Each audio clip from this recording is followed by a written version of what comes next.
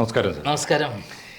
ഈ ക്രൈം നന്ദകുമാറിനെ ചരിത്രം എങ്ങനെ അടയാളപ്പെടുത്തും എന്ന് ഞാൻ പലപ്പോഴും ആലോചിച്ചിട്ടുണ്ട്. എനിക്ക് കിട്ടിയൊരു ഉത്തരം, അദ്ദേഹം എന്തുമാത്രം ഒരു ജനനന്മയ്ക്ക് വേണ്ടി ജനപക്ഷത്ത് നിന്ന് ഒരു ജനപക്ഷ പ്രതിപക്ഷമായി എന്തുമാത്രം കാര്യങ്ങൾ നമ്മുടെ പൊതുജീവിതത്തെ ശുദ്ധീകരിക്കാനുള്ള പ്രവർത്തനത്തിൻ്റെ ഭാഗമായി വെളിച്ചത്ത് കൊണ്ടുവന്നു എന്നതിനേക്കാളേറെ ഒരു പക്ഷേ അതൊരു വലിയ ദൗത്യമാണ്. അത് വിട്ടുവീഴ്ചയില്ലാതെ ഇപ്പോഴും തുടരുകയാണ് അങ്ങ്. പക്ഷേ ചരിത്രം അങ്ങേ അടയാളപ്പെടുത്തുക, ഭരണകൂടം ഒരു മാധ്യമപ്രവർത്തകനെ ഇത്രമേൽ നിരന്തരമായി വേട്ടയാടുക, പലപ്പോഴും ജീവൻ അപായപ്പെടുത്താൻ ശ്രമിക്കുക, അങ്ങ് അധ്വാനിച്ചുണ്ടാക്കിയ മുഴുവൻ പ്രോപ്പർട്ടിയും സ്ഥാപനങ്ങളും നശിപ്പിക്കുക, ഒരുപക്ഷെ അങ്ങ് വളരെ പണിപ്പെട്ട് കണ്ടെത്തിയ രേഖകൾ, അതും രാജ്യത്ത് വളരെ സുപ്രധാനമായ ജനങ്ങൾ അറിയേണ്ട രേഖകൾ നശിപ്പിച്ചു കളയുക, അതുവഴി ഒട്ടേറെ ഗുരുതരമായ അഴിമതി ഉൾപ്പെടെയുള്ള ക്രിമിനൽ കുറ്റങ്ങൾ എന്നേക്കുമായി തെളിവ് നശിപ്പിക്കുക. ഇത്തരത്തിൽ ഭരണകൂടത്തിൻ്റെ വേട്ടയ്ക്ക് ഏറ്റവും ഇരയായ ഒരാളായിരിക്കും അങ്ങ്.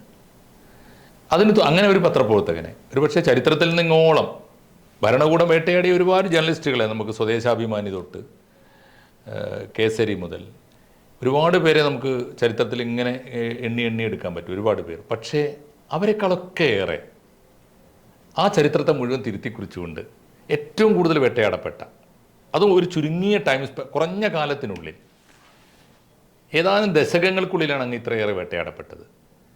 ഞങ്ങളുടെയൊക്കെ ഓർമ്മയിൽ ഇങ്ങനെ നിരന്തരം ആ കേസ് ഈ കേസ് എന്ന് വായിക്കില്ലാതെ കേസുകളുടെ എണ്ണം പോലും ഓർക്കാൻ പറ്റാത്ത വിധത്തിലുള്ള കേസുകളാണ് ക്രൈം നന്ദകുമാറിനെതിരെ കേരള സർക്കാരും സർക്കാരിൻ്റെ അനുബന്ധ സ്ഥാപനങ്ങൾ, സംഘടിത പ്രസ്ഥാനങ്ങളും ഒക്കെ സ്വീകരിച്ചിട്ടുള്ളത്. ഇന്നിപ്പോൾ ജനങ്ങൾക്ക് അറിയാൻ താല്പര്യമുള്ള ഒരു കാര്യം, ആ കേസുകളുടെ ഒരു ചരിത്രം, അങ്ങയെ ഭരണകൂടം വേട്ടയാടിയ കഥ, അങ്ങയുടെ മുതൽ നശിപ്പിച്ച കഥ, അങ്ങയുടെ ഓഫീസുകൾ തകർത്ത കഥ, അതിൻ്റെ ഒരു തുടക്കം മുതൽ ഇതുവരെയുള്ള ഇതപര്യന്തം അത് അവസാനിച്ചു എന്ന് ഞാൻ കരുതുന്നില്ല. തീർച്ചയായും ക്രൈം നന്ദകുമാർ ഉണ്ടെങ്കിൽ അതൊക്കെ തുടർന്നുകൊണ്ടേയിരിക്കും. കാരണം അത് ആ ജനുസ് അങ്ങനെയാണ്. അതിൻ്റെ ജനറ്റിക്കൽ കോഡ് മാറ്റി വെക്കാൻ പറ്റില്ല. അതുകൊണ്ട് എവിടെ മുതലാണ് സർ ആ സ്റ്റോറി ഒന്ന് പറഞ്ഞോളൂ. അതായത് ഐസ്ക്രീം പാർലർ പെൺവാണിഭം പുറത്ത് കൊണ്ടുവന്ന മുതലാണ് എനിക്ക് ഏറ്റവും അധികം ഒരു ഫൈറ്റ് എന്ന് പറയുന്ന സംഭവം. അതിന് മുമ്പ് അഭയ കേസ് വന്ന സമയത്ത് പള്ളിയിലെ അവിടെയുള്ള കത്തോലിക്കക്കാർ കൊടുത്ത ചില കേസുകൾ, ക്രിസ്ത്യൻ മിഷണറീസ്, ആദ്യത്തെ കേസ് അത് മതവികാരം ഉണപ്പെട്ടു എന്ന് പറഞ്ഞിട്ടായിരുന്നു കേസ്. അതിലുള്ള യഥാർത്ഥ പ്രതികളെ കവർ ചിത്രത്തോടുകൂടി 1996 ഞാൻ ഫസ്റ്റ് ലക്കത്തിലാണ് പ്രസിദ്ധീകരിച്ചത്. അത് വന്ന് അധികം താമസിയാതെ തന്നെ എനിക്ക് മതവികാരം ഉണപ്പെട്ടു എന്ന് പറഞ്ഞുള്ള കേസ് വന്നു. അത് എനിക്ക് അവിടുന്ന് ജാമ്യം കിട്ടി കോട്ടയത്ത് നിന്ന്. വീണ്ടും കേസ് അതാണ് കേസ്, കത്തോലിക്ക സഭയോടാണ് ഏറ്റുമുട്ടി. അതെ. അപ്പം അതിന് ശേഷം അവർ എന്ത് ചെയ്തു, അതിന് ഞാൻ പത്രത്തിൽ വാർത്ത അറിഞ്ഞിട്ട് എനിക്ക് വാറണ്ടുണ്ട് എന്നിട്ട് അറിഞ്ഞപ്പോൾ ഞാൻ അന്വേഷിച്ചിട്ട് പോയി ജാമ്യം ഇറങ്ങി. അതിന് ശേഷം അത് വേറെ സ്ഥലത്ത് കൊണ്ടുപോയി കേസ് കൊടുത്തു. ഹൈക്കോടതിയിൽ നിന്ന് എനിക്ക് ജാമ്യം തന്നു. വന്നപ്പോൾ എനിക്ക് അവിടെ ഒരു വേട്ടയാടലുണ്ടായി CAൻ്റെ വക. അദ്ദേഹം ഭീഷണിപ്പെടുത്തി പുറത്തിറങ്ങിയാൽ അവർ അതിൻ്റെ ആൾക്കാരൊന്ന് തട്ടിക്കളയും എന്ന് വെച്ചിട്ട്, സഭയുടെ ആളുകൾ ഒന്ന് തട്ടിക്കളയും എന്ന് പറഞ്ഞപ്പോൾ എന്നാൽ പിന്നെ നിങ്ങൾ അങ്ങനെ ആയിക്കോ എന്നിട്ട് ഞാൻ ഇറങ്ങിപ്പോന്ന് ഹൈക്കോടതി വീണ്ടും പോയി അതേ DYSPയോട് കൃത്യമായ ഡയറക്ഷൻ വാങ്ങി അദ്ദേഹം എനിക്ക് എല്ലാ സൗകര്യങ്ങളും ഏർപ്പെടുത്തി തന്ന കഥയാണ്. അതാണ് അദ്ദേഹം പറയുകയാണല്ലോ. അതിനുശേഷം അദ്ദേഹം കൈക്കൂലി വാങ്ങിയതിന് ഞാൻ അദ്ദേഹത്തെ പിടിപ്പിച്ചു എന്നുള്ള വേറെ കഥ അവിടെ ക്ലിയർ ആയി. അപ്പൊ അതിന് ശേഷം നമ്മുടെ ഐസ്ക്രീം പാർലർ, രണ്ടാമത്തെ കേസ് ഐസ്ക്രീം പാർലർ പെൺവാണിഭത്തിൽ എന്നെ തട്ടിക്കൊണ്ടുപോകാൻ വന്നത് നമ്മുടെ റൌഫ് ആയിരുന്നു, കുഞ്ഞാലിക്കുട്ടീൻ്റെ ബ്രദർ. എന്നെ ഇനി എന്തെങ്കിലും പ്രസിദ്ധീകരിച്ചാൽ എന്നെ കിട്ടിയില്ല, ഞാൻ രക്ഷപ്പെട്ടു. അദ്ദേഹത്തെ പോലീസ് അപ്പം തന്നെ അറസ്റ്റ് ചെയ്തു. പക്ഷെ അദ്ദേഹം ഇവിടുന്ന് ഡിക്ലെയർ ചെയ്ത് പോയത് കുഞ്ഞാലിക്കുട്ടിയെക്കുറിച്ച് ഇനി പ്രസിദ്ധീകരിച്ചാൽ എന്തെങ്കിലും പറഞ്ഞാൽ എന്നെ തട്ടിക്കളയുന്നായിരുന്നു പറഞ്ഞിരുന്നത്. അത് കത്തോലിക്ക സഭ ഭീഷണിപ്പെടുത്തിയിട്ടുള്ളൂ, ചെയ്തില്ല. അല്ല, അവര് കേസ് കൊടുത്തിട്ട് എന്നെ കള്ളക്കേസ് കൊടുക്കുകയും മതവികാരം വ്രണപ്പെട്ടു എന്നിട്ടുള്ള കേസായിരുന്നു. ഹൈക്കോടതി എന്നെ കോഷ് ചെയ്തു. ഇത് റൌഫ് നേരിട്ട് വന്ന് ആക്രമിച്ചു. ഈ ബിൽഡിങ്ങിൽ ഇതിന്റെ ടോപ്പിൽ വന്നിട്ട് വൈകുന്നേരം ലൈറ്റ് പോണ വൈകുന്നേരം പവർ കട്ടുള്ള സമയത്ത് വന്നിട്ട് ഞാൻ ഇവിടെ ഉണ്ടാവും എന്ന് പറഞ്ഞുകൊണ്ട് വന്നിട്ട് എന്നെ തട്ടിക്കൊണ്ടാൻ ഗ്യാങ് ആയിട്ട് വന്നായിരുന്നു. ഈ റൌഫ് തന്നെ പിന്നെ ഒരു ഘട്ടത്തിൽ കുഞ്ഞാലിക്കുട്ടിക്കെതിരായി രംഗത്ത് വന്നില്ല. കുഞ്ഞാലിക്കുട്ടിക്കെതിരെ രംഗത്ത് വന്ന് കുഞ്ഞാലിക്കുട്ടീൻ്റെ ഞാൻ പറഞ്ഞിട്ടുണ്ട്, നിങ്ങളെ പറ്റി നശിപ്പിക്കുന്നത് റൌഫാണ്. ഈ റെജീനയൊക്കെ എൻ്റെ ഓഫീസിലേക്ക് പറഞ്ഞയച്ച് എറിഞ്ഞതും അതേ പത്രക്കാരെടുത്ത് ഈ പിന്നീട് ഇന്ത്യ വിഷനിലെ വാർത്ത വായിച്ചതും ഈ റൌഫാണെന്ന് ഞാൻ അപ്പോഴേ പറഞ്ഞിട്ടുണ്ട്. കാരണം ആളിൻ്റെ അടുത്ത് മാപ്പ് പറയുമ്പോൾ സത്യം പറയാൻ. അപ്പം അതാണ് രണ്ടാമത്തെ കേസ്. കേസ് വന്നിട്ടില്ല. അതിൽ എനിക്ക് ഐസ്ക്രീം കേസിൽ കേസ് കൊടുത്തു അവർ എനിക്കെതിരെ കേസ് ഒന്നും വന്നില്ല. പിന്നെ ഉള്ളത് അടുത്തതാണ് നമ്മളെ പി ശശി. എനിക്ക് പിന്നെ എന്നെ ശോഭന ജോർജിൻ്റെ ഒരു കള്ളപ്പരാതി, പി ശശി തന്നെ ഒരു അഡ്വക്കറ്റിനെ കൊണ്ട് ഒരു കള്ളപ്പരാതി ഉണ്ടാക്കി. അത് മറ്റേ ശോഭന ജോർജിന്റെ വീഡിയോ കാസറ്റ്, കാസറ്റും അവര് ഈ കൈക്കൂലി വാങ്ങിയൊരു കഥ, ഒരു എഞ്ചിനീയറിംഗ് സീറ്റിന്റെ പേരിൽ പൈസ മേടിച്ച കഥയാണ്. ഈ കളി നിർത്തും ശോഭന ജോർജ് എന്ന് പറഞ്ഞിട്ട് പബ്ലിഷ് ചെയ്ത 1999 ജൂലൈ ലേഖത്തിൽ പബ്ലിഷ് ചെയ്ത പ്രസിദ്ധീകരണത്തിന്റെ പേരിലാണ് കേസ് കൊടുത്തതാരാ? അവര് അല്ല, ശോഭന ജോർജ്, പി ശശി തയ്യാറാക്കി കൊടുത്തു. ആ അഡ്വക്കറ്റ് എനിക്കറിയാം. അഡ്വക്കറ്റിനോട് അവർ പി ശശി ഒരു കഥ ഉണ്ടാക്കി കൊടുത്തു, ഞാൻ ബ്ലാക്ക്മെയിൽ ചെയ്തു എന്ന് പറഞ്ഞിട്ട്. അത് ശോഭന ജോർജ് വിവിധ കോൺഗ്രസ് ഗ്രൂപ്പുകളുടെ ആളുകളെ കൊണ്ടിട്ട് അത് ഉമ്മൻചാണ്ടി, PP തങ്കച്ചൻ, ആര്യാട മുഹമ്മദ്, പിന്നെ കാർത്തികേയൻ, ഈ 4 പേരെയും കൂട്ടിയിട്ട് ഒരു പരാതി കൊടുക്കാൻ പോവുകയാണെന്ന് പറഞ്ഞാൽ അതിന്റെ അർത്ഥം എന്താ? അല്ല, ഈ പി ശശിക്ക് ഈ കോൺഗ്രസ്സുകാരുടെ കാര്യത്തിൽ ഇത്രയേറെ താല്പര്യം എന്തായിരുന്നു? അവര് നിശബ്ദരായിരിക്കണം. എന്നെ ജയിലിൽ കൊല്ലാൻ വേണ്ടി പി ശശി കാത്തിരിക്കുകയായിരുന്നു. കാരണം അദ്ദേഹത്തിനെതിരെയുള്ള ഐസ്ക്രീം പാർലർ ഞാൻ കല്ലട സുമാൻ റിപ്പോർട്ട് പുറത്തു കൊണ്ടുവന്നു. അത് പൂഴ്ത്തിവെച്ച് പി ശശിയാണെന്നും കുഞ്ഞാലിക്കുട്ടിയാണ് മുഖ്യപ്രതി എന്നുള്ള സാധനം കൊണ്ടുവന്നു. അതുവരെ കച്ചവടം ചെയ്ത് 1 കോടി റുപ്യ മേടിച്ചു എന്ന് പറയുന്ന കൃത്യമായ സ്റ്റോറി കൊണ്ടുവന്നു. എനിക്കിതുവരെ അത് പക്ഷേ നല്ല തന്ത്രമാണ് സാർ. കാരണം എന്താ വെച്ചാൽ അക്കേസിൽ അറസ്റ്റ് ചെയ്തിട്ട് ജീവാപായം വരുത്തിയിരുന്നെങ്കിൽ നേരിട്ട് ശശിയിലേക്ക് ചെല്ലും. ആ സമയത്ത് ശോഭന ജോർജിന്റെ പേര് കോൺഗ്രസിന്റെ സ്ഥാനാർത്ഥിയാണ്. എന്നിട്ട് എന്നെ ജയിലിൽ വെച്ച് എന്തെങ്കിലും സംഭവം കൊന്നു കഴിഞ്ഞാൽ കോൺഗ്രസ്സുകാരുടെ തലയിൽ പോയിക്കോളും. ആ കേസ് സാർ പറഞ്ഞല്ലോ. രക്ഷപ്പെടുത്തിയത് അവസാനം ആരാണ്? രക്ഷപ്പെടുത്തിയത് എങ്ങനെയാന്ന് വെച്ചാൽ രാജശേഖരൻ നായർ, ജെ രാജശേഖരൻ നായരാണ്. നമുക്കൊക്കെ ഗുരുതുല്യനായ ജെ രാജശേഖരൻ നായർ എന്നെ ഈ കാര്യത്തിന് മുമ്പ് ഇവിടെ വന്നിരുന്നു. അതിന് വേറെ ആവശ്യത്തിന് വന്നായിരുന്നു, വർക്കിന് വേണ്ടി വന്നു. അപ്പം എന്നെ തിരിച്ചിട്ട് അവിടെ എത്തിയിട്ട് എന്നെ അറിയിക്കുന്നത് ഇതാണ്, ഇങ്ങനെ പരാതി കൊടുത്തിട്ടുണ്ട്, ശോഭന ജോർജ് പരാതി കൊടുത്തിട്ടുണ്ട്, ഇങ്ങനെയൊക്കെയാണ് കാര്യം. ശോഭന ജോർജ് എന്നോട് പറഞ്ഞിരിക്കുന്നത് എന്നെ കൊല്ലും, ജയിലിൽ വെച്ച് കൊല്ലും, അതേപോലെ എൻ്റെ ക്രൈമും ഉണ്ടാവില്ല എന്നാണ്. അപ്പോൾ അതിനെ തുടർന്നിട്ട് അദ്ദേഹം ഈ കാര്യം എന്നെ അറസ്റ്റ് ചെയ്തപ്പോൾ അർദ്ധരാത്രിയാണ് അറസ്റ്റ് ചെയ്യുന്നത്. കേരള ചരിത്രത്തിൽ 1999 ജൂലൈ 1 അർദ്ധരാത്രി എന്നെ അറസ്റ്റ് ചെയ്യാണ്, 1 മണിക്ക്. അതുവരെ എൻ്റെ പേരിൽ ഒരു കേസും ഇല്ല. അറസ്റ്റ് ചെയ്യുന്നു. അതോടൊപ്പം എൻ്റെ ഓഫീസ് റെയ്ഡ് ചെയ്ത് ഈ സാധനങ്ങളൊക്കെ കടത്തിക്കൊണ്ടുപോകണു, ഈ കാസറ്റുകളെല്ലാം കടത്തിക്കൊണ്ടുപോകണു. ആ സംഭവത്തിൽ എന്നെ ജയിലടച്ചു. 99 ഒരു ദിവസം മാത്രമാണ് എനിക്ക് ജയിലിൽ കിടക്കേണ്ടി വന്നത്. പിറ്റേ തലേദിവസം രാത്രി കൊണ്ടുപോയി. ജീവിതത്തിൽ ഇന്ന് വരെ ഒറ്റ ദിവസമേ കിടന്നിട്ടുള്ളൂ ജയിലിൽ.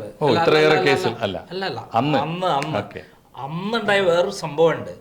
എന്നെ തിരുവനന്തപുരത്ത് കൊണ്ടുപോയിട്ട് ഒരു ജീപ്പിൽ കയറ്റിയിട്ട് പിന്നെ അത് സ്റ്റാർട്ട് ചെയ്യാൻ പോകുന്ന സമയത്ത് അവിടുത്തെ SI ഓടി വരികയാണ്. SI രാധാകൃഷ്ണൻ നായർ ഓടി വന്നിട്ട് വണ്ടി നിർത്താൻ പറയുന്നു. എന്നെ ഇറക്കുന്നു, എന്നെ കെട്ടിപ്പിടിച്ചിട്ട് പറയാണ്, ഞാൻ ക്രൈമിൻ്റെ ഒരു ആരാധകനാണ്, നന്ദകുമാറിന് DGPൻ്റെ പ്രൊട്ടക്ഷൻ വന്നിട്ടുണ്ട്, ഇനി ആർക്കും തൊടാൻ പറ്റില്ല, കൊണ്ടുപോകാൻ ഉദ്ദേശിച്ചത് ഇതിനെ ഉണ്ടായിരുന്നു. രാജശേഖരൻ നായരുടെ ഇടപെടൽ, രാജശേഖരൻ നായർ കൃത്യമായിട്ട് ലോകായുക്തയിൽ പരാതി കൊടുത്ത്, അറസ്റ്റ് ചെയ്തതിൻ്റെ പിറ്റേ ദിവസം രാവിലെ ലോകായുക്തയിൽ പരാതി കൊടുത്ത്, ആ ലോകായുക്തയിൽ പരാതി കൊടുക്കുമ്പോൾ അദ്ദേഹം പറഞ്ഞെന്താ അറിയോ, നന്ദകുമാറിനെ ജീവനോടെ കിട്ടണമെങ്കിൽ ഇപ്പോൾ ഇടപെടണം, ഇല്ലെങ്കിൽ അടുത്ത പെറ്റീഷൻ മാറ്റി വെക്കുകയാണെങ്കിൽ നന്ദകുമാർ ജീവനോടെ ഉണ്ടാവില്ല. അപ്പോൾ തന്നെ DGP ശാസ്ത്രിയെ വിരട്ടിയത് കൊണ്ടാണ്, ലോകായുക്ത വിരട്ടിയത് കൊണ്ടാണ് എനിക്ക് പ്രൊട്ടക്ഷൻ കിട്ടിയത്. എന്നിട്ട് ഞാൻ എവിടെയാണെന്ന് അറിയിക്കണം എന്ന് പറഞ്ഞത് റിപ്പോർട്ട് കൊടുക്കണം അന്ന് തീരുമായിരുന്നു. അന്ന് എന്നെ ക്രൈം നന്ദകുമാർ ജീവിച്ചിരിക്കുന്നതിന് ഏറ്റവും ചുരുങ്ങിയത് 2 പേരോടെങ്കിലും നന്ദി പറയണം. ഒന്ന് രാജശേഖരൻ നായരുടെ, 2 ഏറ്റവും പ്രധാന രാജശേഖരൻ നായരുടെ ആ ലോകായുക്തയുടെ അതിൽ പരോക്ഷമായിട്ടെങ്കിലും സഹായിച്ച ഒരാൾ ശോഭന ജോർജ് ആണ് നമ്മൾ ഓർക്കണ്ടേ.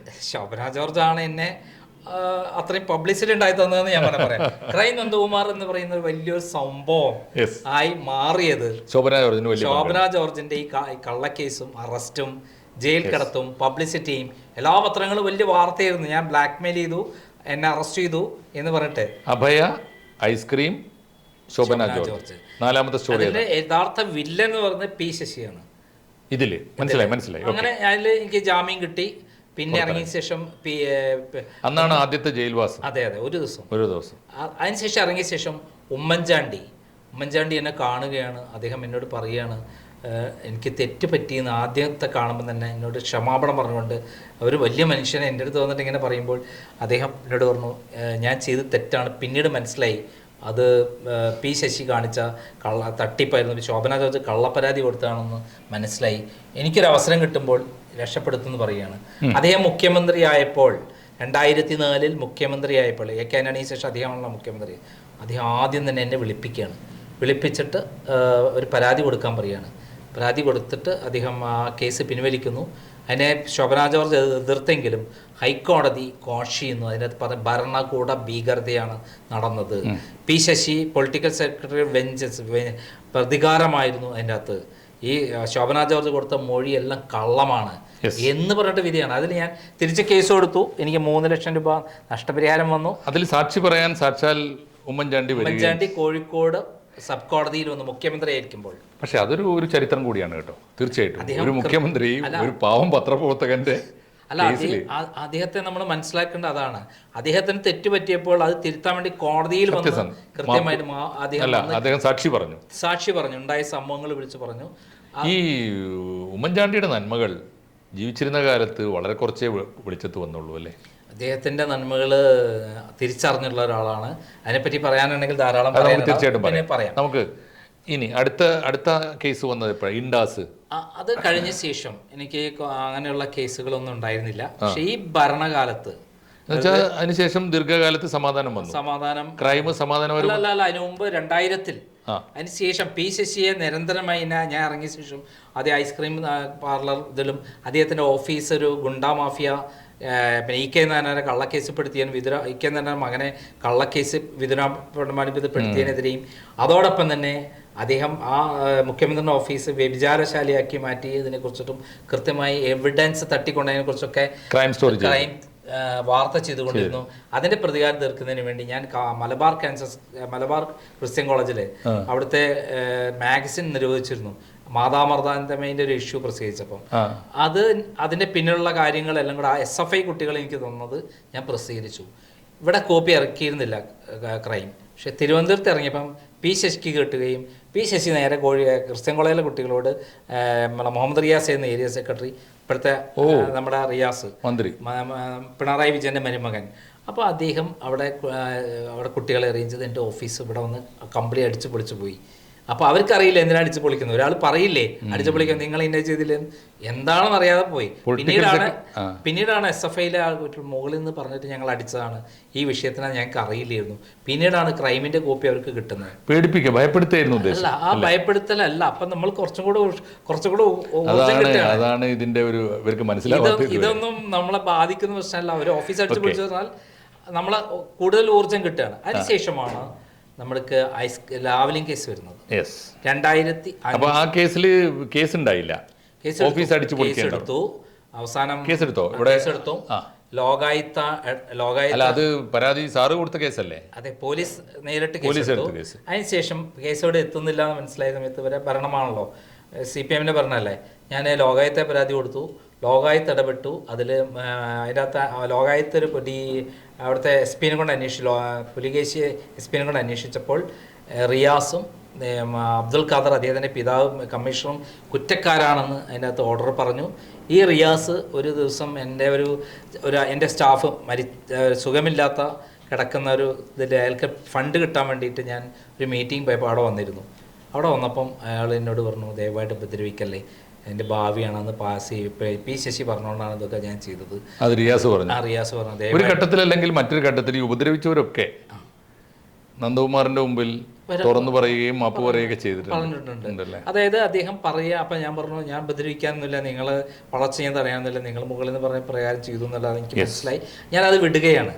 പിന്നെ അതിന് ശേഷം ഉണ്ടായിട്ടുള്ളതാണ് നമ്മുടെ ലാവലി എന്ന് പറയുന്നത്. വരുമ്പോഴേ എനിക്കറിയാം എന്തെങ്കിലുമൊക്കെ പ്രശ്നം ഉണ്ടാവും, പബ്ലിഷ് ചെയ്ത സമയത്ത് ഉണ്ടാവുന്നുള്ളതുകൊണ്ട് കേരളത്തിലെ എല്ലാ സ്ഥലത്തും കോപ്പി എത്തിച്ചു. ഞങ്ങൾ ഒറ്റ കുട്ടി അറിയില്ല. അവസാനം 2005 ഫെബ്രുവരി 2 വൈകുന്നേരം കോപ്പി ഇറക്കാൻ വേണ്ടി പ്ലാൻ ചെയ്തു. അന്ന് ഇവിടെ പിണറായി വിജയൻ ഉണ്ടായിരുന്നു. കുഞ്ഞിരാമ മേനോൻ എന്ന് പറയുന്ന അഭിഭാഷകന്റെ ശതാബ്ദി 70ാം വാർഷികം ആഘോഷിക്കുന്നതിന് ഭാഗമായിട്ട് ഇവിടെ സപ്തതി ആഘോഷിക്കുന്ന പ്രകാശ് കാരാട്ടൊക്കെ ഉണ്ടായിരുന്നു, വീരേന്ദ്രകുമാർ ഉണ്ടായിരുന്നു, അങ്ങനെ ദക്ഷിണാമൂർത്തി ഉണ്ടായിരുന്നു. ആ ചടങ്ങ് നടക്കുമ്പോൾ ഞാൻ എറണാകുളത്താണ്. ഇത് അവസാനം വൈകുന്നേരം അവിടെ കോപ്പി ഇറങ്ങി, ഇവിടെ ഇറങ്ങിയില്ല. പക്ഷെ തലശ്ശേരിയിൽ നേരത്തെ ഇറങ്ങിയപ്പോൾ തന്നെ അദ്ദേഹത്തെ ആരോ വിളിച്ചു പറഞ്ഞു, അതറിഞ്ഞ ഉടൻ തന്നെ അദ്ദേഹം റിയാസിനെ വിളിച്ച് അതിൽ പരിഭ്രാന്തനായിട്ട് ചടങ്ങിൽ നിന്ന് റിയാസിനെയും സംഘത്തെയും പറഞ്ഞയച്ചു. അപ്പം തന്നെ ആദ്യം പ്രസ് പോയി, അവർക്ക് മനസ്സിലായി എൻ്റെ പിന്നിലുള്ള ഓഫീസ് ഇവിടെ ഉണ്ടെന്ന് മനസ്സിലായി. അവിടെ കൃത്യമായിട്ട് വന്നിട്ട് പെട്രോളും ഇതൊക്കെ ആയിട്ട് ഗുണ്ടകൾ വന്ന് ഓഫീസ് കത്തിച്ചു. അവർ ലാവലിൻ്റെ രേഖ എവിടെയാണ് വെച്ചത്, പിണറായിൻ്റെ രേഖ എവിടെയാണ് വെച്ചതെന്ന് വെച്ചിട്ട് ആ ഫയൽ മാനേജറെ കൊണ്ട് താക്കോല് മേടിച്ച് തുറന്നു, അതെടുത്ത് ബാക്കി കംപ്ലീറ്റ് കത്തിച്ചു കൊടുക്കുന്നു. അത് റിയാസാണോ? റിയാസിനെ നിർത്തുന്നത്, റിയാസ് നേരിട്ട് വന്ന ഇതാണ്. അന്ന് വന്ന ആ നേരിട്ട് കണ്ട ആള് പെൺകുട്ടിയാണ്, അന്ന് ഓഫീസുണ്ടായിരുന്ന കുട്ടിയാണ് സജിത എന്ന് പറഞ്ഞ കുട്ടി. ആ കുട്ടി അന്ന് തന്നെ എന്നെ വിളിച്ചു പറഞ്ഞു, ഞാൻ അതിൽ പരാതിയുമായി പോയി. ഇവരെയൊക്കെ പേടിപ്പിച്ചിട്ട് വീട്ടിൽ വന്ന് ഭീഷണിപ്പെടുത്തിയിട്ട് കേസ് അട്ടിമറിക്കാൻ ശ്രമിച്ചു. അവസാനം ഇയാൾ എൻ്റെ അടുത്ത് വന്നു, റിയാസ് ഞാൻ ഉപദ്രവിക്കരുതെന്ന് എന്നോട് പറഞ്ഞു. എന്നൊന്നും ഒരു മടിയില്ല. അപ്പം ഞാൻ പറഞ്ഞു, നിങ്ങളെ ഭാവി നഷ്ടപ്പെടുത്താൻ എൻ്റെ സമീപനമുണ്ട്, ഇത് പാർട്ടി പോകണമെന്ന് പറഞ്ഞു ചെയ്യുന്ന ഇവരെ അല്ലാതെ ഈ ആരെങ്കിലും മോളിൽ നിന്ന് വിളിച്ചു പറഞ്ഞാൽ ഉടനെ പോയി ഗുണ്ടായുസം കാണിക്കലാണല്ലേ കയ്യിലിരിപ്പ് പണ്ട് തന്നെ ഈ ഏർപ്പാട്. റിയാസ് ആണ് എൻ്റെ ഇവിടുത്തെ പിണറായിക്ക് വേണ്ടി നേതൃത്വം കൊടുത്തോണ്ടാണല്ലോ അദ്ദേഹം പിന്നീട് മോളെ കെട്ടിയതും ഈ രേഖകൾ കൊണ്ടുപോയതുകൊണ്ടാണല്ലോ മോളെ കെട്ടിയതും, അതേപോലെ അദ്ദേഹത്തിന് മന്ത്രിയായതും അദ്ദേഹത്തിന് സീറ്റുകൾ കിട്ടിയതും. അത് കഴിഞ്ഞിട്ടാണ് പിന്നെ അത് കഴിഞ്ഞ് കുറേ കാലത്തേക്ക് പ്രശ്നങ്ങളൊന്നും ഉണ്ടായിരുന്നില്ല. ഇപ്പോൾ പിന്നീടാണ് നമ്മുടെ ഈ അടുത്ത കാലത്ത് 2021 വീണ ജോർജ് ഇവർ രണ്ടുപേരും കൂടെ, റിയാസും പിണറായിയും കൂടെ നേരിട്ട് തന്നെ അറ്റാക്ക് ചെയ്യാൻ പറ്റില്ല. റിയാസിന് ഇങ്ങനൊരു പ്രശ്നമുണ്ട്, അപ്പുറത്ത് പിണറായിക്ക് നേരിട്ട് വരാൻ പറ്റില്ല. അങ്ങനെ ഒരു സ്ത്രീയെ കൊണ്ടിട്ട് കള്ളപ്പരാതി കൊടുത്തിട്ട് എന്നെ അവരെ സ്ത്രീത്വത്തെ അപമാനിച്ചു എന്ന് പറഞ്ഞിട്ടൊരു കള്ളപ്പരാതി കൊടുക്കുന്നു. ഇപ്പോൾ 2021 ഇപ്പോൾ 2021 ജനുവരി. അതാണ് അവസാനത്തെ കേസ്. അല്ല ഡിസംബർ 1 എന്നെ അറസ്റ്റ് ചെയ്യുന്നു. എന്നെ അറസ്റ്റ് ചെയ്യുന്നു. അതിലെന്താ പരാതി എന്ന് പറഞ്ഞാൽ വീണ ജോർജിനെ കുറിച്ച് അപകീർത്തികരമായ വാർത്ത പ്രസിദ്ധീകരിച്ചു എന്നാണ് പരാതി. അപകീർത്തികരമായ വാർത്ത പ്രസിദ്ധീകരിച്ചു പോലീസ് കേസെടുക്കാൻ പറ്റില്ല. അപകീർത്തികരം എന്ന് പറഞ്ഞാൽ പോലീസിന് കേസെടുക്കാൻ പറ്റില്ല. എന്നെ ഉച്ചയാകുമ്പോഴേക്കും എന്നെ പോലീസ് വന്നിട്ട് എറണാകുളം ഓഫീസ്. ഇവരെന്താ ചെയ്തത് സാറേ? ഫോൺ ചെയ്തതാണോ? അപമാനിച്ചു എന്ന് പറയുന്നത് അവരെ കുറിച്ചിട്ട് ഒരു സ്റ്റോറി ചെയ്തിരുന്നു. അതെന്താണെന്ന് വെച്ചാൽ എൻ്റെ ഓഫീസിൽ എന്നെ ഒരാൾ വിളിക്കുകയാണ്. എനിക്കൊരു ഇൻഫർമേഷൻ കിട്ടിയിരുന്നു. നേരത്തെ കോവിഡ് സമയത്ത് അവർ നടത്തിയിട്ടുള്ള തട്ടിപ്പുകളെക്കുറിച്ച് ഞാൻ സ്റ്റോർ ചെയ്തിരുന്നു. തിരുവനന്തപുരം സൈബർ പോലീസ് എനിക്കെതിരെ കേസെടുത്തു. പരിയാരം മെഡിക്കൽ കോളേജിൽ പേഷ്യൻസിനെ കൊല്ലുന്നു എന്ന് പറയുന്ന ഏകദേശം ഇതാവുന്ന ആളുകളെ കൊല്ലുകയാണ്. പല ഹോസ്പിറ്റലിൽ നടന്നിട്ടുണ്ട് ചികിത്സ കിട്ടാതെ. അത് സ്റ്റോർ ചെയ്തതിനാണ് തിരുവനന്തപുരം സൈബർ പോലീസ് കേസെടുത്തത്. തിരുവനന്തപുരം സൈബർ പോലീസിന് കേസെടുക്കാൻ അധികാരമില്ല ശരിക്കും പരിയാരം മെഡിക്കൽ കോളേജിൻ്റെ കാര്യത്തിൽ. എന്നാൽ വീണ ജോർജിനെ അറ്റാക്ക് ചെയ്തുകൊണ്ടാണ് ഞാൻ ചെയ്തത്. അതിൽ മുതൽ വീണ ജോർജിനെ മുന്നിലിട്ട് പിണറായി വിജയനെതിരെ അങ്ങനെ വാർത്തകൾ പ്രസിദ്ധീകരിക്കുന്ന എന്നെ കൊടുക്കാൻ വേണ്ടി ശ്രമമുണ്ടെന്ന് എനിക്ക് ഇൻഫർമേഷൻ കിട്ടിയിരുന്നു. ഈ വീണ ജോർജിൻ്റെ ഓഫീസിൽ നിന്ന് എനിക്ക് ഇൻഫർമേഷൻ കിട്ടിയിരുന്നു. അങ്ങനെയാണ് ഒരാൾ വിളിക്കുകയാണ്. വീണ ജോർജിൻ്റെ ചൂടൻ കിടപ്പറ രംഗങ്ങളടങ്ങിയ വീഡിയോ അവരുടെ കൈവശമുണ്ട്, അത് എത്തിക്കാൻ ഭയങ്കര ബോംബാണെന്നൊക്കെ പറഞ്ഞു. ഈ വിളിച്ചപ്പോഴേ എനിക്ക് മനസ്സിലായി എന്നെ അവിടെ നിന്ന് കിട്ടിയ ഇൻഫർമേഷൻ കറക്റ്റാണ്. ഞാൻ മൈൻഡ് ചെയ്തില്ല. ഒരു ദിവസം ഞാൻ എറണാകുളം ഓഫീസ് കല്ലൂരിലുള്ള ഓഫീസിൽ നിന്ന് ഇറങ്ങി പുറത്ത് വണ്ടി കൂടെ ഇറങ്ങുന്നതാണ് എനിക്കൊരു കോൾ വരുന്നത്. അപ്പം അയാൾ പറഞ്ഞു ഞാൻ ഓൺ ദ വേ ഓഫീസിനടുത്ത് വന്ന് നിൽക്കണം. അയാൾ പഴയ ഓഫീസിനടുത്താണ് വന്ന് നിന്നത്. ഞാൻ അവിടെ എത്തിയിട്ട് അയാൾ ഒരു ടൂ വീലർ വന്ന ആൾ എനിക്കൊരു കവർ ഏൽപ്പിക്കുകയാണ്. അയാൾ പറഞ്ഞത് ഇത് വലിയൊരു ബോംബാണെന്ന് പറഞ്ഞിട്ടാണ് എന്നെ ഏൽപ്പിക്കുന്നത്. അയാൾ അപ്പം തന്നെ എൻ്റെ എതിർവശത്തേക്ക് പോവുകയും ചെയ്തു. ഞാനിങ്ങോട്ട് പോവുകയും ചെയ്തു. ആളറിയില്ല. അയാൾ പെട്ടെന്ന് വന്ന് എനിക്ക് ആളെ എന്നറിയില്ല. അപ്പം അങ്ങനെ ഉള്ള ആളുകളുടെ ഒരു സാധനം മേടിക്കില്ല. തന്നത് എന്തായാലും കയ്യിൽ കിടക്കട്ടെ എന്ന് വെച്ച് ഞാൻ എൻ്റെ ഇത് മിണ്ടാതിരുന്നു. ഒരാഴ്ച ഞാൻ എൻ്റെ അവിടെ ഫയലുണ്ട്, അതിൽ വീണ ജോർജ് എന്ന് പറഞ്ഞ ഫയലിൽ സൂക്ഷിച്ച് വെച്ചാൽ ഞാൻ തൊട്ടില്ല. ഇത് കമ്പ്യൂട്ടറിൽ നോക്കിക്കഴിഞ്ഞാൽ സെക്ഷൽ വീഡിയോ എന്നാണ്. ഇത് കമ്പ്യൂട്ടറിൽ ഇട്ട് കഴിഞ്ഞാൽ നമ്മൾ വിടുന്നു. എങ്ങനെയാണോ മന്ത്രി ശശീന്ദ്രനെതിരെ സ്റ്റോർ ചെയ്തതിന് മംഗളത്തിൻ്റെ അജിത്തിനെ അറസ്റ്റ് ചെയ്തത്, അതേപോലെ ഞാൻ എന്തെങ്കിലും ഇതൊന്ന് പുറത്ത് ഇതാക്കി തുടങ്ങി എൻ്റെ കമ്പ്യൂട്ടറിൽ ഉണ്ട് പറഞ്ഞിട്ട് എന്നെ കള്ളക്കേസ് കൊടുക്കാം. അപ്പോൾ ഞാൻ ഇത് കാത്തിരുന്നു. ഒരാഴ്ച കഴിഞ്ഞില്ല, എനിക്കൊരു കത്ത് വരികയാണ്. കത്തിൽ പറയുന്നത് നിങ്ങളെ കൈവശം ഈ വീണ ജോർജിൻ്റെ ചൂടൻ കിടപ്പറങ്ങളടങ്ങിയ വീഡിയോ ഉണ്ടല്ലോ, അവരെ വീടിനടുത്താണ് ഞങ്ങൾ താമസിക്കുന്നത്, കിട്ടുകയാണെങ്കിൽ എത്ര ലക്ഷം വേണമെങ്കിൽ തരാറായിട്ടാണ്. ഇത് വന്നപ്പോൾ എനിക്ക് മനസ്സിലായി ട്രാപ്പാണ്, നേരത്തെ ട്രാപ്പാണെന്ന് മനസ്സിലായി. ഞാൻ എന്ത് ചെയ്തു, ഒരു വീഡിയോ ചെയ്തു. ഇങ്ങനെ ഒരു വീഡിയോ എൻ്റെ കൈവശം ഇല്ല എന്ന് പറഞ്ഞിട്ടാണ് ചെയ്തത്. ഞാൻ അതേപോലെ തന്നെയാണ് ടൈറ്റിലും കൊടുത്തത്. അത് കണ്ട് തെറ്റിദ്ധരിച്ചിട്ടാണ് അവർ വിചാരിച്ചു ഇതിൻ്റെ അകത്ത് ഈ വീഡിയോ കയറ്റിയിട്ടുണ്ട് വിചാരിച്ചിട്ടാണ് അവരെ ഒരു പരാതി കൊടുത്തു. ഇവിടെ നേരത്തെ തന്നെ എറണാകുളം സൈബർ സെല്ലിൽ നവംബർ 30 പരാതി 4 മണിക്ക് DGP കൊടുക്കുന്നു. പിറ്റേ ദിവസം അന്ന് രാത്രി 11:30 മണിക്ക് ഈ പരാതി എത്തുന്നു. അതിന് മുമ്പ് ഇവിടെ 8 മണിയാകുമ്പോഴേക്കും FIR ഇട്ട് കഴിഞ്ഞിട്ടുണ്ട്. അതിൻ്റെ അകത്ത് വകുപ്പ് 67A ഒക്കെ ഉപയോഗിച്ചു, ജാമ്യം കിട്ടാത്ത. പിറ്റേ ദിവസം അത് വെച്ച് എന്നെ അറസ്റ്റ് ചെയ്യുന്നു. അവിടെ ചെന്നിട്ട് എന്നെ പിടിച്ചുകൊണ്ടുപോകണവരും എല്ലാ മാനദണ്ഡങ്ങളും ലംഘിച്ചിട്ടുണ്ട്. അറസ്റ്റ് ചെയ്ത് വണ്ടി കയറിയപ്പോൾ തന്നെ വീണ ജോർജിൻ്റെ ഫോണാണ് വന്നത്. അപ്പോൾ കിട്ടിയെന്ന് പറയുന്നു. പിന്നെ ഓരോരുത്തർ വിളിക്കുന്നു, കിട്ടിയെന്ന് പറഞ്ഞിട്ട് കൊണ്ടുപോവുകയാണ്. അങ്ങനെ പോലീസ് സ്റ്റേഷനിൽ ഞാൻ CID ചോദിക്കുക എന്താണ് കേസ്. അപ്പോൾ നോക്കുമ്പോൾ അയാൾ പറഞ്ഞു പരാതി പറഞ്ഞു. ഞാൻ പറഞ്ഞു ഇത് വെച്ചിട്ട് നിങ്ങൾക്ക് എന്നെ കേസ് എടുക്കാൻ പറ്റില്ല. പോലീസിന് കേസെടുക്കാൻ എന്ത് അധികാരമാണ്? അപകീർത്തി എന്ന് പറഞ്ഞാൽ ഡിഫമേഷൻ കേസിന് പോലീസിന് കേസെടുക്കാൻ പറ്റില്ല. വീണ ജോർജ് നേരിട്ട് കേസ് എടുക്കാനേ പറ്റുള്ളൂ. അപ്പം എന്നോട് പറഞ്ഞു എന്തായാലും മുകളിൽ മന്ത്രിയല്ലേ, മന്ത്രി അവർ പറയുന്നല്ലേ എനിക്ക് കേൾക്കാൻ പറ്റുക, ഇനി ഒന്നും ചെയ്യാൻ പറ്റില്ല എന്ന് പറഞ്ഞിട്ട് അയാൾ ഇതാവുന്നു. ഞാൻ ഒരു കാര്യം ചെയ്യാം, എത്രയും ജാമ്യത്തിൽ ഇറക്കാനുള്ള കാര്യം ചെയ്യാന്ന് പറഞ്ഞിട്ട് എന്നെ 4 മണിയാകുമ്പോഴേക്ക് ജാമ്യത്തിൽ ഇറക്കാൻ വേണ്ടിയിട്ട് ആദ്യം മെഡിക്കൽ ടെസ്റ്റ് നടത്തുന്നു. കോടതിയിൽ പോകുമ്പോൾ അയാൾക്ക് വീണ്ടും കോൾ വന്നു, എൻ്റെ ഓഫീസ് റെയ്ഡ് ചെയ്യണം എന്ന് പറഞ്ഞിട്ട്. അപ്പോൾ എന്നെ വീണ്ടും ഓഫീസ് റെയ്ഡ് ചെയ്യാൻ വേണ്ടിയിട്ട് കൊണ്ടുപോയി. അവിടുന്ന് എൻ്റെ കമ്പ്യൂട്ടർ എടുക്കുന്നു. അതിനുശേഷം CCTV ക്യാമറ ഊരിയ ശേഷം നിർദ്ദേശം കൊടുക്കുകയാണ്. CCTV ക്യാമറ ഊരിയ ശേഷം ഈ ഫയലുകൾ വീണ ജോർജ്, പിണറായി വിജയൻ ഇതുപോലുള്ള ഫയലുകൾ കംപ്ലീറ്റ് എടുക്കാൻ നിർദ്ദേശം കൊടുക്കുക. CCTV ക്യാമറ ഊരിയ ശേഷം അത് യാതൊരു ആവശ്യമില്ല. ഇത് ആരുടെ ഓപ്പറേഷനാണ്? വീണ ജോർജിൻ്റെ ആണോ? പിണറായിയും റിയാസും പ്ലസ് വീണ ജോർജിനെ പറ്റിയാണല്ലോ ഇത്. അവർ തന്നെ പ്ലാൻ ചെയ്തതാണല്ലോ. വീണ ജോർജിനെ മുന്നിൽ വെച്ചിട്ട് സ്ത്രീത്വത്തെ അപമാനിച്ചു എന്നൊരു കഥ ഉണ്ടാക്കാൻ വേണ്ടിയിട്ട് ചെയ്ത സാധനമാണ്. ആ കാസറ്റ് എന്നൊക്കെ പറയുന്നതും അത് ഫാബ്രിക്കേറ്റ്, ഞാൻ നോക്കിയില്ല, ഫേക്ക് ആണല്ലേ? ഉറപ്പാണല്ലോ. പക്ഷെ ഞാൻ വേറെ സ്ഥലത്ത് നോക്കാനുള്ള ഒരാളെ ഏൽപ്പിച്ചിരുന്നു. അയാൾ കണ്ണൂർ പോയി മടങ്ങി വന്ന് അയാളെ ലാപ്ടോപ്പിൽ വെച്ച് നോക്കാമെന്നാണ് ഞാൻ കരുതിയത്. കാരണം എൻ്റെ കമ്പ്യൂട്ടറിൽ ഇട്ട് കഴിഞ്ഞാൽ ഞാൻ കുടുങ്ങി. അപ്പം ഈ സംഭവം പിന്നെ 7 ദിവസമാണ് എനിക്ക് ജാമ്യം കിട്ടാതെ. രാത്രി 11 മണിക്കാണ് എന്നെ കൊണ്ടുപോയി പിന്നെ ഹാജരാക്കുന്നത്. CCTV ക്യാമറ ഊരിയിട്ട് എല്ലാം എടുത്തുകൊണ്ടുപോയി, ഫയലെല്ലാം എടുത്തുകൊണ്ടുപോയി, ഈ സാധനങ്ങളെല്ലാം കടത്തിക്കൊണ്ടുപോയി. 11 മണിക്ക് എൻ്റെ അഡ്വക്കേറ്റ് അവിടെ ഹാജരാകാൻ പറ്റാതെ ഞാൻ വീഡിയോ കോൺഫറൻസിലൂടെയാണ് എനിക്കിതാവുന്നത്. പിറ്റേ ദിവസം 7 ദിവസം ഒരു പ്രോസിക്യൂട്ടർ വരാതെ കളിച്ച് 7ാമത്തെ ദിവസം ജാമ്യം തോന്നും. അതാണ് ഏറ്റവും ദീർഘമായ തടവ്. അല്ലല്ല 34 ദിവസമുള്ള വേറെ ഒന്നുണ്ട്. അതിനുശേഷമുള്ള ഒരു സാധനം ഉണ്ട്. അതിനുശേഷം ഇവരെന്ത് ചോദിച്ചാൽ എന്നെ ജാമ്യം റദ്ദാക്കാൻ വേണ്ടിയിട്ട് ഞാൻ ഇറങ്ങിയ ശേഷം എടുത്ത സ്റ്റോറി വെച്ചിട്ട് വീണ്ടും കേസ് എടുത്തു. ഞാൻ എന്ത് ചെയ്തു വെച്ചിട്ടുണ്ടെങ്കിൽ 60 ദിവസം ഒളിവ് പോയി, എന്നെ പിടി കിട്ടിയില്ല. അവസാനം ഹൈക്കോടതിയിൽ കേസ് വന്നു. ഹൈക്കോടതി പറഞ്ഞത് ഈ കേസേ നിൽക്കില്ല എന്ന് പറഞ്ഞിട്ട് എനിക്ക് ജാമ്യം തന്നു. അതൊക്കെ അതിനുശേഷമാണ് എൻ്റെ ഓഫീസിൽ 3 സ്റ്റാഫുകളെ കയറ്റുകയാണ് വീണ ജോർജിൻ്റെ കൂടെ വർക്ക് ചെയ്തിരുന്ന ഒരു അതും ട്രാപ്പാണോ? ട്രാപ്പായിരുന്നു, കൊട്ടേഷനായിരുന്നു വീണ ജോർജിൻ്റെ. എൻ്റെ വീണ ജോർജിൻ്റെ കൂടെ പ്രവർത്തിച്ചിരുന്ന ഒരു പത്രപ്രവർത്തകൻ, 2 പല ഒരു നൊട്ടോറിയസായ കേസിലും പെട്ട ഒരാൾ, നല്ല വീഡിയോ എഡിറ്ററാണ് അയാൾ. അപ്പോൾ അയാൾ കൈരളിയിലൊക്കെ വർക്ക് ചെയ്താണ്. അയാൾ ഫ്ലവേഴ്സിൽ വർക്ക് ചെയ്തു എന്നുള്ള റെക്കോർഡാണ് ഞാൻ എടുക്കുന്നത്.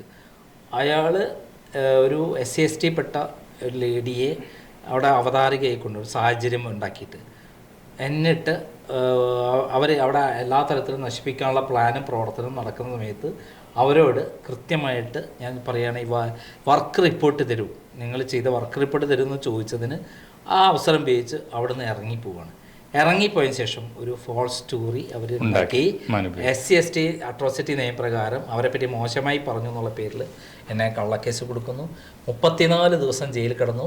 അവസാനം ഹൈക്കോടതി പറഞ്ഞ എന്താ അറിയോ, നന്ദകുമാറിനെതിരെ ഒരു തെളിവും ഇല്ല, അതായത് കള്ളക്കേസായിരുന്നു എന്നാണ്. പക്ഷെ നമ്മൾ വിചാരിക്കാത്ത വഴിക്കാണ് ഇവർ ട്രാപ്പ് ഉണ്ടാക്കുന്നതല്ലേ. അല്ല, നമുക്ക് ഓഫീസിലേക്ക് ആളാവശ്യമുണ്ടെന്നുള്ള കൃത്യം മനസ്സിലാക്കിയിട്ട് അല്ലാതെയോ, എനിക്ക് ആളാവശ്യം, നല്ല മിടുക്കന്മാരായ ആളുകൾ, വന്ന ആളുകൾ നല്ല കഴിവുള്ള ആൾക്കാർ, പക്ഷെ അവർക്ക് പണം കൊടുത്ത് ഇതിപ്പോൾ ഏത് സ്ഥലത്തും ഉണ്ടാക്കാവുന്ന ഒരു കാര്യമാണ്, ഉള്ളിൽ കയറ്റാന്നുള്ളത്.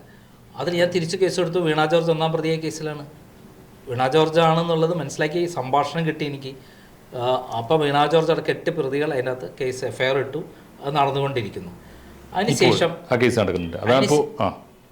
അതിനുശേഷമാണ് നമ്മുടെ നടി ഉണ്ടല്ലോ ശ്വേതാമേനോൻ പറഞ്ഞ ഒരു സംഭാഷണം എടുത്തിട്ടാണ് ഞാൻ ഹേമ കമ്മിറ്റി റിപ്പോർട്ട് ഞാൻ പുറത്തുകൊണ്ടു. ഞാൻ എൻ്റെ ഹർജിയും കൂടിയാണ് ഹൈക്കോടതി ഉത്തരവിടുന്നത്. അതിൽ ശ്വേതാമേനോൻ പറഞ്ഞൊരു സാധനമാണ്, I am the hottest sexiest woman in the world എന്ന് അവർ ഇൻ്റർവ്യൂ പറയുന്ന കാര്യമാണ് ഞാൻ കൊടുത്തത്. അതിന് എന്നെ സ്ത്രീത്വത്തെ അപമാനിച്ചു എന്നുകൊണ്ട് കേസെടുത്തു. എന്നെ ഒരു 2 ദിവസം ജയിലിൽ കിടത്തി. എന്നിട്ട് ഇവർ ജയിലിൽ വെച്ചിട്ട് എന്നെ കൊല്ലാൻ വേണ്ടിയിട്ട് ഒരു പ്ലാൻ ഉണ്ടായിരുന്നു. എത്തിയപ്പോൾ തന്നെ ഞാൻ കോടതി പറഞ്ഞിരുന്നു, ഈ എല്ലാ പ്രത്യേകത എന്താ വെച്ചാൽ കോടതി എല്ലാ സമയത്തും എന്നെ കൊല്ലാനുള്ള പ്ലാൻ ഉണ്ടെന്ന് പറയും എനിക്ക് പ്രൊട്ടക്ഷൻ ഏർപ്പെടുത്തിയിരുന്നു. ഓരോ സമയത്ത് കോടതി ഉത്തരവ് പറയുമെങ്കിൽ ജയിലിൽ സംരക്ഷണം ഉണ്ടായിരുന്നു. അങ്ങനെയാണ് ഞാൻ രക്ഷപ്പെട്ടുള്ളത്. ഇപ്പം നിരന്തരമായിട്ട് ഇപ്പം എത്ര കേസുകൾ 3 തവണ ഞാൻ ജയിലിൽ പോയി. മുമ്പ് ഈ ലൈഫ് ത്രെറ്റ് എന്ന് പറഞ്ഞാൽ ജീവൻ അപായത്തിലാകുന്ന സന്ദർഭങ്ങൾ എത്രയോ തവണ കടന്നുപോയി അല്ലേ, പലതവണ. ഈ ജയിലും കോടതിയും അല്ല ലക്ഷ്യം, അന്തിമമായി ഫിനിഷ് ചെയ്യുക അല്ലേ, ഇങ്ങനെ ജേർണലിസ്റ്റിനെ ഫിനിഷ് ചെയ്യുക എന്നുള്ളതാണ് അജണ്ട. പിണറായി വിജയനെ നേരിട്ട് ചെയ്യാൻ പറ്റില്ല. കാരണം അത് പിണറായി വിജയന് എന്ത് തൊട്ടാലും പിണറായി വിജയനാണെന്നുള്ള രേഖ ഹൈക്കോടതിയിൽ ഉണ്ടാക്കി വെച്ചിട്ടുണ്ട്. ഇപ്പം വീണ ജോർജ് എന്നെ വെച്ചിട്ടാണ് ആദ്യ ഓപ്പറേഷൻ. ഇപ്പം അതല്ലാതെ പുറമെയുള്ള ആളുകളെ കൊണ്ടൊരു കള്ളക്കേസ്. വീണ ജോർജ് ഒരു മാധ്യമപ്രവർത്തകയുടെ ഒക്കെ ഒരു ബാക്ക്ഗ്രൗണ്ട് ഉള്ള ഒരു കക്ഷിയാണല്ലോ. അവരെ എല്ലാ കാര്യങ്ങളും കേട്ട് കഴിഞ്ഞാൽ ഞെട്ടുന്നതാണ്. അവർ ഒരു മന്ത്രി എന്ന നിലയിൽ നടത്തുന്ന അഴിമതികൾ മുഖ്യമന്ത്രി പിണറായി വിജയനായിരിക്കും നടത്തുന്നത്. അതിൻ്റെ പങ്ക് അവരാണല്ലോ നടത്തുന്നത്. കേരളത്തിൽ ഏറ്റവും അധികം ഈ അഴിമതി ആരോഗ്യവകുപ്പിൽ നടക്കുന്നത് എന്താ? 1,00,000 കോടി രൂപയുടെ മരുന്നോ എക്യുപ്മെൻറ്റ്സോ ഒരു വർഷം ഈ ആരോഗ്യവകുപ്പിന് കീഴിൽ വാങ്ങുന്നുണ്ട്. അതിൻ്റെ പേരിൽ നിന്ന് കിട്ടുന്ന കമ്മീഷൻ മാത്രം മതി. എത്രയുണ്ട് പറയുക? അതൊക്കെ വിദേശത്ത് മരുന്ന് കമ്പനികൾ കൊടുക്കുകയാണ്. 1,00,000 കോടി രൂപയാണ്. അതിൻ്റെ 25% കിട്ടിയാൽ മതി. 25,000 ആയില്ലേ? ഏതുതരം പല സ്ഥലത്തും കത്തിച്ചതൊക്കെ അറിയില്ലേ മരുന്നുകൾ. അപ്പം ഇതാണ് ഇപ്പോൾ ഇത്രയുമാണ് ഇപ്പോൾ എത്തി നിൽക്കുന്ന കേസുകൾ എന്ന് പറഞ്ഞാൽ. ഈ ജീവൻ കഷ്ടിച്ചെപ്പോഴും രക്ഷപ്പെട്ട് പോവുകയും മനുഷ്യൻ്റെ നന്മയാണോ പ്രാർത്ഥനയാണോ ദൈവത്തിൻ്റെ. ഞാൻ വിശ്വസിക്കുന്നത് എന്താ വെച്ചാൽ ഞാൻ ഇന്ന് വരെ ഒരു സത്യസന്ധമല്ലാത്ത വാർത്ത ഞാൻ ചെയ്തിട്ടില്ല. ഒരാളെ പറ്റി മനഃപൂർവ്വം ഇല്ലാത്ത പറയുക എൻ്റെ ഇതിൽപ്പെട്ട. പിണറായി വിജയനെ പറ്റി പറയുമ്പോലും എൻ്റെ കൈവശം കിട്ടിയ രേഖകളാണ് അദ്ദേഹത്തെ പറ്റി പറയുന്നത്. സത്യം ചെയ്തത് കൊണ്ടാണ് എനിക്ക് സത്യസന്ധമായിട്ട് സപ്പോർട്ട് കിട്ടുന്നത് എന്നുള്ള ഒരു വിശ്വാസമാണ് എനിക്കുള്ളത്. പോലീസിൻ്റെ ഭാഗത്ത് ഇന്നേ വരെ എന്നോട് ഒരു അനാവശ്യ വാക്കുപോലെ അവർ സംസാരിച്ചിട്ടില്ല. ഏറ്റവും മര്യാദയെ പ്രകാരം അവർക്കറിയാം ഇത് കള്ളക്കേസാണെന്നുള്ളത്. ക്രൈം എന്ന പേരല്ലാതെ ഒരു കുറ്റകൃത്യവും ചെയ്തിട്ടില്ലാത്തൊരു പത്രപ്രവർത്തകൻ 3 ടേമായിട്ട് ആദ്യത്തെ ഒരു തവണ ഏറ്റവും കൂടിയ തവണ 34 ദിവസം, മറ്റൊന്ന് 2 ദിവസം, മറ്റൊന്ന് 1 ദിവസം, ഒരു 7 ദിവസം, പിന്നെ ഒന്ന് 2 ദിവസം, പിന്നെ 1 ദിവസം. 1 ദിവസം ആദ്യം 1 ദിവസം, 2 ദിവസം, 7 ദിവസം, 14 ദിവസം എന്നെ ജയിൽ കിടക്കും. പിന്നെ ചരിത്രമാണ്. നേരത്തെ ഒരു ഒളിവിൽ പോയിട്ടുണ്ട്. കല്ലട സുകുമാരൻ റിപ്പോർട്ട് മോഷ്ടിച്ചു എന്ന് പറഞ്ഞിട്ട് എൻ്റെ ഓഫീസിൽ നിന്ന് 99 റെയ്ഡ് ചെയ്തപ്പം റിപ്പോർട്ട് കിട്ടി. കല്ലട സുകുമാരൻ അദ്ദേഹം മോഷ്ടിച്ചു പറഞ്ഞിട്ട് കേസെടുത്തു. 156/99 മ്യൂസിയം രജിസ്ട്രേഷൻ. ഞാൻ 2 മാസം ഒളിവിൽ പോയി. അവസാനം ഹൈക്കോടതി പറഞ്ഞെന്താ അറിയോ? ഗവൺമെൻറ് തെറ്റിപ്പോയി. ഒന്നുകിൽ നാട്ടിലെ വലിയ ക്രിമിനലുകൾക്കാണ് ഇതൊക്കെ സഹിക്കേണ്ടി വരിക, അല്ലെങ്കിൽ വലിയ വിപ്ലവകാരികൾക്കാണ്. ചരിത്രം അങ്ങേ ഏത് ഗണത്തിൽപ്പെടുത്തുമെന്ന് എനിക്കറിയില്ല. നിരന്തരമായ വേട്ടയാടലുകൾ, തടവിലിടുക, ഒളിവിൽ പോകേണ്ടി വരിക. അച്ഛനൊക്കെ പോയിട്ടുണ്ടാവും ഒരുപക്ഷെ. അപ്പോൾ ചരിത്രം ഏത് ഗണത്തിലാണ് എന്ന് ചരിത്രം വിധി എഴുതട്ടെ. എന്തായാലും അങ്ങ് നടത്തിക്കൊണ്ടിരിക്കുന്ന പോരാട്ടത്തിൻ്റെ ഈ ഊർജം ഞങ്ങളെപ്പോലുള്ളവർക്കൊക്കെ വലിയ വലിയ അത്ഭുതമാണ്. ആ ഊർജം സംഭരിക്കാനും ആ ഊർജത്തിൽ നിന്ന് എന്തെങ്കിലുമൊക്കെ പഠിക്കാനും എല്ലാ കാലത്തും, ഇന്ന് മാത്രമല്ല എല്ലാ കാലത്തും ആരെങ്കിലുമൊക്കെ നമ്മുടെ തെരുവിൽ കാത്തു നിൽക്കുന്നുണ്ടാവും. അതായിരിക്കട്ടെ അങ്ങയുടെ പ്രതീക്ഷ, അതായിരിക്കട്ടെ അങ്ങയുടെ ഊർജം. മുന്നോട്ട് തന്നെ പോകട്ടെ സർ. ദീർഘായുസ്സും ആരോഗ്യവും നേർന്നുകൊള്ളുന്നു. റൈറ്റ്.